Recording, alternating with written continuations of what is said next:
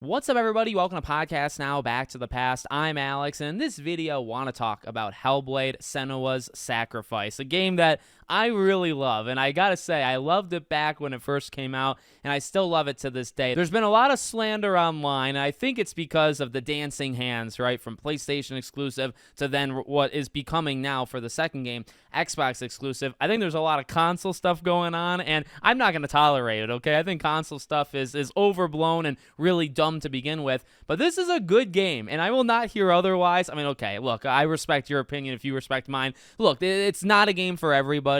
I can absolutely see people saying, like, no, there's not enough of a game here, or, whatever people might say. I can understand it, but I always thought this game was good. I remember playing it very vividly when it came out, and we'll talk about that. And I went back to play it to get ready, for the next game, Senua Saga. And oh my dear God, I'm ready. I'm more ready now than I think I've ever been for the second game. And hey, I mean, make it a trilogy while you're at it, right? So let's talk a little bit about the history of this game. It was first shown, I believe, at Gamescom of 2014. It was, again, shown for PlayStation. This game was a PlayStation exclusive when it came out. And it's from Ninja Theory. Now, I hear Ninja Theory and I think, oh, I recognize that name. To be honest with you, even in my knowledge of, I would say I have a pretty good knowledge of lots of games, lots of studios. Sometimes I forget, like, well, what did Ninja Theory do? Well, if you go way back to, I believe, 2007, you have Heavenly Sword. They actually made Heavenly Sword. And I will say that's not a game that I actually really ever got into, so I can't comment too much on it. But I can comment on another one, Enslaved: Odyssey to the West. If you guys have never played that game, that's a high recommendation from me. That I've talked about that game actually quite a bit. I own it. It's over there in my physical game collection. Love the game. Really, really good. And one of those PS3 360 era games I think are oftentimes slept on with Vanquish and Spec Ops: The Line, and that I think Enslaved is part of that group, and they made that as well. So this is a group that I would say is very talented and has a history of doing lots of things, but I would say with an emphasis on storytelling, right? Like, they definitely do it. And you know what? They kind of do it a little bit different. Like, if you go back even to Enslaved, like, it's not the most AAA of AAA game, and that's even if you want to call it, a AAA, right? But I don't know. The way I think about it, at least I played a long time ago, it doesn't scream like it's the norm, right? They've always seemed like they kind of want to do what's somewhat popular, like to get eyes on it, but they also kind of want to push the boundaries and like do something different. And guess what? Hellblade is that game, I think, to a T. Playing it now I played it on PS5, right? Because I had like the PS4 version. This game, you could tell me it came out this year, and I think I'd believe you. And you know what? We talk about that for a lot of these games. Of course, normally we do like an eye test. This game visually is stunningly good. It really is. Like, you get to some of the minute details of Senua herself, right? Just her expressions on her face. And there's a couple really cool camera shots throughout the entire game, right, where cameras will spin and they'll pull in and they'll pull out, and there's a lot of like flashes and different kind of cuts, right? But there's some times where the camera will get like really up close and then kind of pull back, and her face looks so, and that's taking away even from like the acting and the writing, which I think is elite, but just like the expression. If you told me that game came out now, I feel like I'd believe you. These guys were, I believe this game was 2017, so this game was massively ahead of the time. And I will say, in terms of that like visual eye candy, that gets me very excited for this new one, because it's always looked really good, and because they have always been pretty talented in terms of visuals. It was a big piece of Hellblade 1, it's a big piece of Hellblade 2. I'm ready, you know what I mean? Because it's like, this game looks like it was from the last couple years, so imagine with a sequel, with the technology that they're doing with this one, holy dear Jesus, okay? So I don't want to get too, I guess, in-depth. I'll get myself on a rant just talking about the second game. Visuals, stunning, okay? But it was really about what they did with the story that I think made this game so special. Now, that really, to me, it shows itself in gameplay as well as the storytelling, but we can kind of, tackle them individually. I want to talk about the audio, okay? The audio with this game is one of the most unique things you're going to see in games, I would say, period, especially in the audio department, because they focus on the psychosis, right, of Senua. It's a tough subject matter, and I've watched like the behind the scenes, kind of the documentary, right, that they did on the game, and it's really good. And I mean, they talked to professors and all these different experts to try to do it right, to try to actually show that mental condition and do it, the way that it should be done.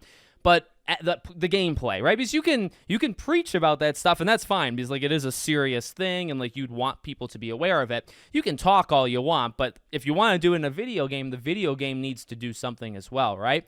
And that is where the criticism of the game comes in. But to talk about its main strength is the sound. I don't play games with headphones, okay? And I've said that actually before on, I think, all 3 of my channels. I really should. But this game demands, and it actually gives you a warning in the very beginning and says, like, hey, the experience is best for, if you actually use a headphone. So back in the day when I first played this, I used headphones, and it was not life-changing, but it was like, okay, you need to do it. You need to do headphones to fully experience what this game is. And I would say, like, that is the game's, again, biggest strength in the game department. And that's the thing I always talk about when I talk about the first game. There's nothing like the sound design of the first game. Truly nothing. But no game does this. You know what I mean? So it is unique in its own way. And so I did it again. And again, I don't use headphones. Whenever I use headphones, I think, man, I should really wear these, because I have the Pulse 3D headset, whatever, for PlayStation 5. It's so good. It's technologically, like, kind of advanced. It's like, why don't I use this even just to experience music in certain games? Like, why don't I put on headphones? But it really is a requirement in this game for actually a couple of reasons. Number one, the multiple voices, in her head. And they've shown it before in the behind the scenes stuff, right? Where there's like the microphone, and they'll spin around it, they'll talk around it, they'll pull themselves in, they'll pull themselves out, they'll whisper, they'll yell. And I would actually like to be, it must be fun, I guess, to be one of those actresses, right? Because I don't know, you just get to do something that, again, I don't really think you probably do all that often, but that is represented in your ear. And again, there's really nothing like hearing noises or hearing sounds bounce between it, or you hear something very loudly and then it pulls back, and they might be talking at the same volume, but because they're pulling back in the recording studio, you hear it, in your headset. It's so good. On the actual gameplay side of things, they actually are quite helpful. They'll tell you stories, they'll debate with each other, they'll mock Senua, which goes into the more mental illness thing, right? Which is pretty important to actually hear, but they'll also help you out. And I forgot about that part in particular. So that part really stood out to me now when I replayed it. There's not too many times I was stuck, and we'll talk about the level design and some of the puzzles that's in this game. There was a few times where I would almost walk. There was one time I can think of, right, where you have to, I believe, like climb a ladder, and it's somewhat out of your field of view. Like you kind of have to look at it to know. And I was halfway walking past it, and the voices are like, turn around, like up there, go up there. And I love that, and I like it when games do that. It's not hand-holding. There's some games I think hold your hand a little bit too much, but they play it because of the condition of her mental state. They play it as these voices are mocking you, right? They're constantly saying, oh, she can't do it. Open the door. No, don't open the door. It's bad to open that door. That's always in your ear, and it's not to the point of and I think that's a pretty fine line. I'm just kind of now thinking about it or saying it out loud to myself, like, it could have got annoying rather quickly. And again, even though like it's a real condition and a severe condition, it's not something that seems all that fun, right?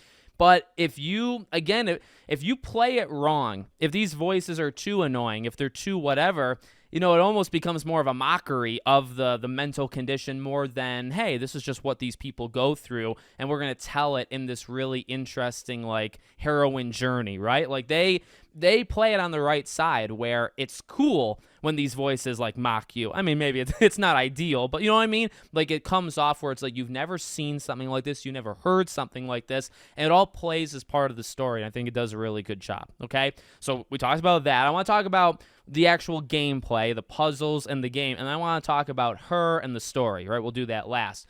Okay, so in terms of what you're doing in this game, this is where the game to some people falls apart. Now, I got to be real. I'll say this, like, I understand it. Like I said in the beginning of the video, I understand people, not being into it. So you go through this game in different levels, and generally, they're not all the same, but there's sometimes, like, reoccurring kind of themes with them in terms of what you're doing, and I guess what I'm really hinting at is, like, the glyphs, right? Like, the puzzles that you're looking at. So you'll look at a door, and you'll have to find 2 things, or 3 things, or 1 thing, and you'll have to look around in the environment for that object, and you'll have to manipulate, trees or bridges or whatever. You'll have to manipulate them to get it to work, right? Now, as the game goes, you'll have different, again, maybe gimmicks, if that's not too mean sounding. I don't mean it to be like that, but, maybe there'll be almost a time travel thing, right? Like there's the one where you look into the mask and it becomes day or night, and in day, maybe there's a part of the wall that's empty and you can actually walk through it, but at night it's blocked, right? So each level will have something different, but the general theme of finding glyphs or finding like puzzles, right? Identifying objects, markers, and it'll unlock a door. That is the majority of the game. Now, sometimes there'll be time constraints. Sometimes there'll be like a monster chasing you. There is the Trials of Senua, which is kind of, I think, maybe like chapters 7, 8, 9, somewhere in that range, where it is actually kind of different. Yet again, one of them that I'm thinking when you're running through like the burning barn type thing, you still are looking for symbols, but you're being chased and you do have to be careful of like where you're turning. So yeah, there's similarities. And yeah, I think to some people, this is where it falls apart. Would I prefer the second game to have less puzzles? Yes and no. And that's tough because, like, that is a crucial part of the game. I gotta be real, I kind of liked it. Like, I feel like the game's not long enough for it to become a problem. The game is only, maybe like 5 to 7 hours, and I mean, you can rush, you can take it slow, but it's really not that long of a game. So I don't know. You know what I mean? Like, if it was 12 hours and you were doing these puzzles or these symbols you're trying to look for, if you were doing them like 20 times, I think it would be a problem. I feel like they strike a good enough balance of generally doing the same thing each time, but manipulating the environment. And each environment is pretty darn unique. There's always storytelling going on, and that's, another kind of element to it. It's not like you go into a room, find the symbols, move on, go into another room, find the symbols. There's cutscenes, and the cutscenes, the camera will transition very nicely into the cutscene. There's the voices constantly, saying something. There's the totems, which are telling you interesting stories, and you get actually a very detailed synopsis of Norse history. You learn about Baldur and Odin and all. I mean, that God of War Ragnarok and God of War 2018, that entire story minus Kratos is told in Hellblade. And actually, this game came first, so I don't know, just to throw that in there. But you know what I mean? There's enough in this game where you are, I don't know if I want to say distracted, but there's enough that breaks up just the actual puzzle department, okay? Now, that's only one part of it. There is another part of it, and it's the combat. So here's what I'll say. I don't know okay, well, I do. Again, I understand it. It's simple. The combat is relatively simple. I think the combat is low-key really good, though. And, again, you're not going to fool me into thinking this is, like, the most in-depth combat. I just mentioned, say, God of War. Like, God of War's combat is more, in-depth than this is. But there's something very satisfying about the combat. And I could probably put my nose to it. Like, a couple things, okay? Blocking / parrying is awesome. Everything's heavy, and they talk about that actually, like I'd say kept up rather well with the second game. The second game, they talk very much about the heaviness. The second game, they talk a lot about how every battle they motion captured. So every strike that Senua, strikes or blocks or whatever, or takedown animation, they literally recorded, actors doing it, which I think is pretty cool and adds to like the layer of authenticity. In this game, though, I don't know if they did that. I don't think they did. I think they only did a couple of them, and then they kind of just repeated them or whatever. I still felt it, like not really thinking about it from the first time I played it. It's still heavy. Like blocking feels heavy. Parrying feels really good. Just slicing, like I think what we've seen from the second game feels more intense and feels heavier, I guess. But in this game, like when you strike and you cut them in real time, like you'll see the enemy get cut when you strike.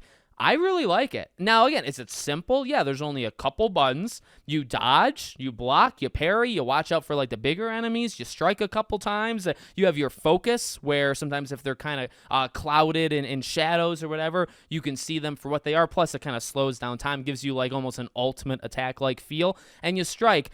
Again, like they spice that stuff up by throwing some bosses at you, which are, I'd say the bosses are like well enough done where they have different attack patterns and whatnot. Again, the environment will change and you'll have to watch out for multiple enemies. There's different enemy variants where some of them will have shields and you'll have to kind of hit them, close range to knock the shield down, I guess, to continue it, right? I liked it. Now, again, like, same thing with puzzles. Like, I get it. I understand it. Like, puzzles don't push the envelope, right? Like, you've probably played a game where you're looking for symbols in the world by manipulating the camera, right? Like, maybe if you stand directly at eyesight with it, it's not going to work. But maybe if you go up and you're on top of a building and you look down, you manipulate the branch or the bark or whatever, right? And you can see the object. You've done that before, and you're going to do it here several times. But I don't think, again, I don't think it overstays its welcome enough to be a problem. This combat, have you done a combat where it's like 4 or 5 buttons and, it's maybe 5, 6 enemy types? Yeah, you've probably done that before. What makes this different? I'd say for the combat, it's probably the heaviness and almost the more realistic tone to it. I think that definitely sets it apart from other games. But besides that, yeah, it is pretty shallow. But to me, again, like I don't really mind it all that much, honestly. I like the combat, I like the puzzles, and then it brings me really to the last part of this video, the story and characters. So I think the story is a bit confusing, but when you boil it down, now I don't want to spoil the entire thing, but it is really about her mental state. And you find out a lot about her love interest, you find a lot out about her mother, and what happens to both of them, and what Senua thinks happened to them, and then what actually happened to them, right? Because sometimes they're different. I won't spoil it for those that haven't played it. But again, it's really about this almost like folk tale that she goes through to, whether it's to get somebody back or to redeem her mom or whatever, the certain chapter is talking about. I really like it. And then in terms of her herself, I feel like it almost doesn't get talked enough about, and maybe it's because of, again, the more serious, and maybe people don't want to touch the more mental condition, state of her. She's a really good character. Like, and maybe it's because it's kind of confusing. Like, at the end of the game, I was kind of thinking, okay, I kind of think I know what happened, but I'm not 100% sure. Let me go watch some Ending Explains. And I did. Like, before I did this video, even though, again, we're going to kind of avoid spoilers, I wanted to make sure, like, I understood it, because a lot of it is a mental game, which is not shocking, because that's the main thing. But knowing what actually happens, and again, you can kind of piece it together, I guess, yourself, but then if you're lost, there's plenty of Ending Explain stuff. But then I think you really start to appreciate, and I appreciate, again, the topic of that mental condition or mental illness, whatever. I don't want to get too, like, wrapped up in the words or phrases. Like, it's a serious thing. And again, as I talked about with the behind-the-scenes stuff, like, they took the time to research it. They took the time to talk to the people, right, or experts in the field. I think they did it about as good as you can with making it something that's just like part of her while also infusing it in the story. It is crucial in the story, her mental stuff. In fact, it is talked about as like the scar, the physical nature of her, what you see, like her rotting away, right? To me, and I think the point of the game is that is a reflection of her mental state. It's more the people of the time in the story, they were more about up here, and the physical stuff was more of like a manifestation, right? What she actually saw. It probably was never actually on her arm, right? It was all about up here and people being afraid of that, and her mom having that, and a lot more there. I'm going to stop there before I get too spoilery, but they really lean in to that mental side, and they really make that, whether you know it or not, they make that the focal point, really, of the entire game. But at the end of the day, it's about acceptance, too. And I'm not going to go into what she has to accept or what, anything like that. But it's some pretty serious subject matter. And I think it's subject matter, and the way they do it is in a way that many games wouldn't even touch.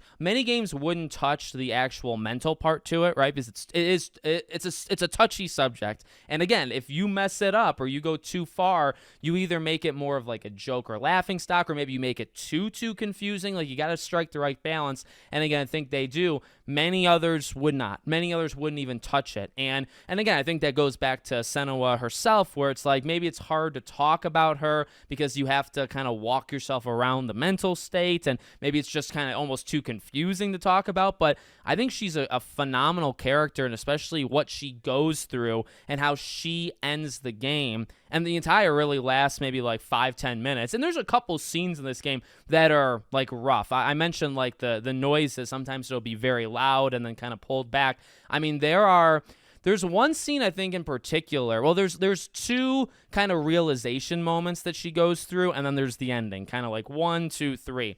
there's a couple moments, as I talked about in the beginning, with like when the camera comes close and you see her emoting, things that you see in like tech demos nowadays, but it doesn't always kind of come through. It comes through. She could be screaming her ears off, right? She could be crying. She could be breaking down. She could be really struggling. And you feel it, you hear it, you see it. You actually can see it visually. I mean, God bless them, for how well they did in that department. You can hear it because of again, I think the headphones are almost required. And then you can feel it in terms of the acting and the performance and the music and the tone and the energy and everything. And a lot of that actually does come down to maybe even just her herself. She, the actress, does a phenomenal job. So I don't know. I really love this game. If you can't tell, I think this is a great game. I think it's a very different kind of game and I like that. I mean, I was kind of in the mood anyway for a different type of game and a game that's not 50 hours. And I've been playing a lot of RPGs, JRPGs really, since the start of the year. It's good to infuse some of these older games that I do on this channel into my schedule, right, to break it up. And I knew I was going to do this for the second game, but it felt really good to go back into this world. I think it's a great world. I think it's a beautiful visual world, while also sometimes being like grotesque and weird and strange, and at the same time, again, kind of beautiful at times. I don't know. The music, the music actually is really good, but also just the audio in general. Her as an actress, her as a character, the struggles she goes through. It's a great game. I don't remember what I would say my 2017 game of the year is, but I would say this game has to be in my top 5 of 2017. It's one of the better games I've played this year too, even though it wouldn't count for that, right? Bottom line is, I think this is a great game. It's a different type of game. It absolutely holds up. Absolutely. Again, if you told me this game came out in the last 2-3 years, or even this year, I really would believe you. So I think this is a great game, even still in 2024. And I cannot stress enough how ready I am for the second game. I don't care about the length. They've talked about the length of the second game being the same as the first. I don't care. Development should have taken them 7 years, 8 years to do that. Probably not, but I think it's going to be worth it at the end of the day. So let me know what you guys think about Hellblade 1 in the comments. Make sure, as always, you're subscribed to the channel, bell icon turned on. And I hope to see you all on the next one.